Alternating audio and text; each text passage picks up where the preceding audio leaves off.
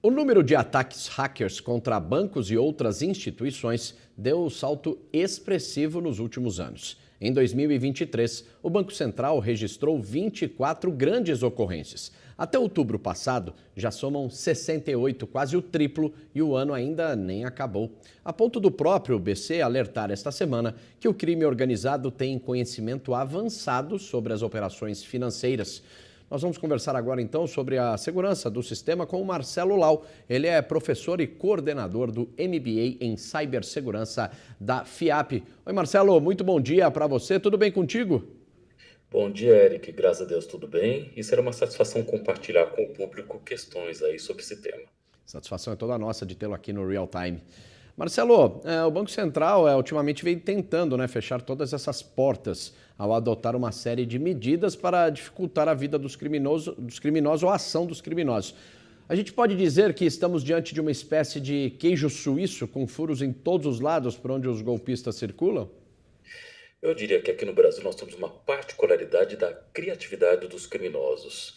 Nós hoje temos, por exemplo, os serviços Bank as a Service, que foi criado inclusive para facilitar que uma série de empresas pudesse tornar bancos.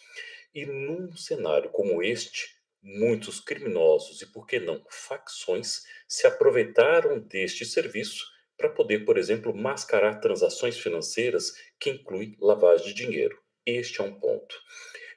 Outra questão também que nos chama muito a atenção foi a exploração de fragilidades sobre empresas prestadoras de serviço que permitem conectar o sistema, a infraestrutura do Banco Central junto às instituições financeiras.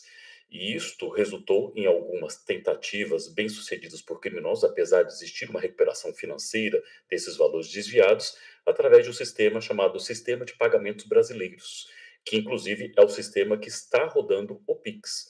Então, instituições tiveram prejuízos financeiros em função de desvios desse valor de reserva, e isso alertou o Banco Central quanto à necessidade de monitoramento das instituições quanto a essas transações, o que não significa prejuízo junto aos correntistas. Essas modalidades, ambas, exigem sim, de fato, Eric, um conhecimento técnico do criminoso para o cometimento dessas ações criminosas. Marcelo, essas medidas que o Banco Central vem anunciando têm surtido ou ainda vão surtir efeito em algum momento? Eu diria que essas medidas visam enrijecer o processo de tal forma que o controle é necessário. É claro que as empresas elas precisam se adaptar para que esse monitoramento possa transcorrer de uma maneira clara, correta e suficiente para poder identificar em tempo oportuno as ações de criminosos. Então, o Banco Central simplesmente colocou ordem na casa em uma série de coisas que não haviam controles necessários e passíveis de serem exigidos. Com essa questão, quem não se adequar a essas necessidades está fora do sistema financeiro nacional e, portanto, não poderá operar junto com as demais outras instituições financeiras. Os criminosos, eles se escondem, atrás de computadores, enfim, fica cada vez mais difícil, é mais difícil, para as autoridades identificarem e pegarem esses criminosos. O que ainda precisa ser feito para tentar acabar de vez com esses cyberataques ou os criminosos cibernéticos? Bom, talvez a receita disso seja dificultar a vida de criminosos, uma vez que o processo ele cria uma série de controles que torne inviável ou pouco interessante para os criminosos cometerem crime neste ambiente, o que inclui, neste caso, lavagem de dinheiro. Entende-se que isso irá desestimular os criminosos que provavelmente vão buscar outro meio mais fácil, do ponto de vista deles, para o cometimento de fraudes. Devemos lembrar que esta não é também apenas uma ação do Banco Central.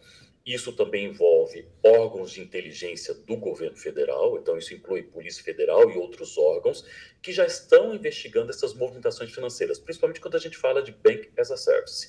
Já no caso de tentativas de acessos indevidos ao sistema de pagamentos, uma série de medidas também já foram adotadas para identificar ações espúrias de mensagens transacionais que visam realmente a transferência de valores em períodos ou momentos atípicos. Então, são lições aprendidas, amargas, diga-se passagem, que acaba gerando maturidade no sistema financeiro nacional. Então, eu vejo essas medidas como extremamente benéficas e, é claro, nós como cidadãos temos que também levar em consideração que temos que ter um sistema financeiro confiável aqui no Brasil. Marcelo Lau, obrigado, pela sua participação aqui no Real Time. Um grande abraço para você e um ótimo final de semana. Muito obrigado, Eric, igualmente a todos os telespectadores.